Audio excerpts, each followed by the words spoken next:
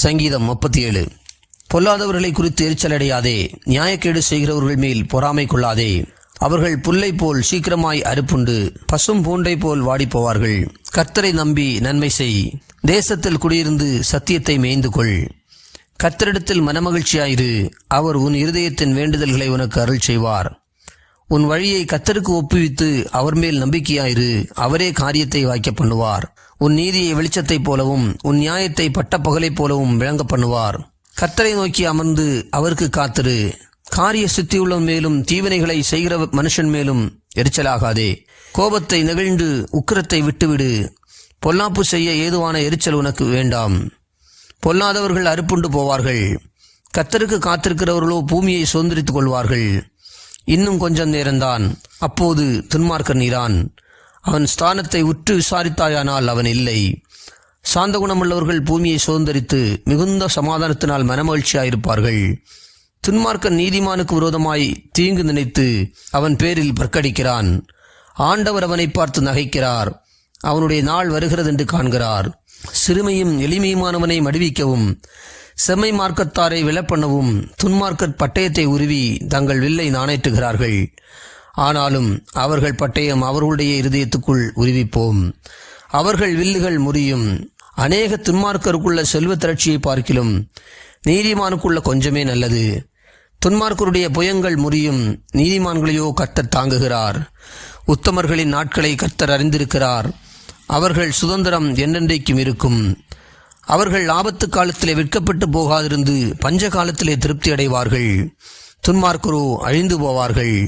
கர்த்தருடைய சத்துருக்கள் ஆட்டுக்குட்டிகளின் நினத்தைப் போல் புகைந்து போவார்கள், அவர்கள் புகையாய் புகைந்து போவார்கள். துன்மார்க்கன் கடன் வாங்கி செலுத்தாமல் போகிறான், நீதிமானோ இறங்கி கொடுக்கிறான். அவரால் ஆசீர்வதிக்கப்பட்டவர்கள் பூமியை சுதந்திரித்துக் கொள்வார்கள், அவரால் சபிக்கப்பட்டவர்களோ அறுப்புண்டு போவார்கள். நல்ல மனுஷனுடைய நடைகள் கர்த்தரால் உறுதிப்படும், அவனுடைய வழியின் மேல் அவர் பிரியமாயிருக்கிறார். அவன் விழுந்தாலும் தள்ளுண்டு போவதில்லை, கர்த்தர் தமது கையினால் அவனை தாங்குகிறார். நான் இளைஞனாயிருந்தேன், முதிர் வயதும் உள்ளவனும் ஆனேன். ஆனாலும் நீதிமான் கைவிடப்பட்டதையும் அவன் சந்ததி அப்பத்துக்கு இறந்து திரிகிறதையும் நான் காணவில்லை. அவன் நித்தம் இறங்கி கடன் கொடுக்கிறான், அவன் சந்ததி ஆசீர்வதிக்கப்படும். தீமையை விட்டு விலகி நன்மை செய், என்றென்றைக்கும் நிலைத்திருப்பாய். கர்த்தர் நியாயத்தை விரும்புகிறவர், அவர் தமது பரிசுத்தவான்களை கைவிடுகிறதில்லை. அவர்கள் என்றைக்கும் காக்கப்படுவார்கள். துன்மார்க்கருடைய சந்ததியோ அறுப்புண்டு போம். நீதிமான்கள் பூமியை சுதந்திரித்துக் கொண்டு என்றென்றைக்கும் அதிலே வாசமாயிருப்பார்கள். நீதிமானுடைய வாய் ஞானத்தை உரைத்து அவனுடைய நாவு நியாயத்தை பேசும். அவனுடைய தேவன் அருளிய வேதம் அவன் இருதயத்தில் இருக்கிறது, அவன் நடைகளில் ஒன்றும் பிசகுவதில்லை.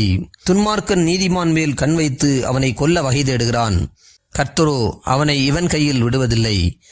அவன் நியாயம் விசாரிக்கப்படுகையில் அவனை ஆக்கினைக்குள்ளாக தீர்ப்பதும் இல்லை. நீ கர்த்தருக்கு காத்திருந்து அவருடைய வழியை கைக்கொள், அப்பொழுது நீ பூமியை சுதந்திரித்துக் கொள்வதற்கு அவர் உன்னை உயர்த்துவார். துன்மார்க்கர் அறுப்புண்டு போவதை நீ காண்பாய். கொடிய பலவந்தனான ஒரு துன்மார்க்கனை கண்டேன். அவன் தனக்கேற்ற நிலத்தில் முளைத்திருக்கிற பச்சை மரத்தைப் போல் தழைத்தவனாயிருந்தான். ஆனாலும் அவன் ஒழிந்து போனான். பாருங்கள், அவன் இல்லை. அவனை தேடினேன், அவன் காணப்படவில்லை. நீ உத்தமனை நோக்கி செம்மையானவனை பார்த்திரு, அந்த மனுஷனுடைய முடிவு சமாதானம். அக்கிரமக்காரர் ஏகமாய் அழிக்கப்படுவார்கள், அறுப்புண்டு போவதே துன்மார்க்கரின் முடிவு. நீதிமான்களுடைய இரட்சிப்பு கர்த்தரால் வரும், இக்கட்டு காலத்தில் அவரே அவர்கள் அடைக்கலம். கர்த்தர் அவர்களுக்கு உதவி செய்து அவர்களை விடுவிப்பார்.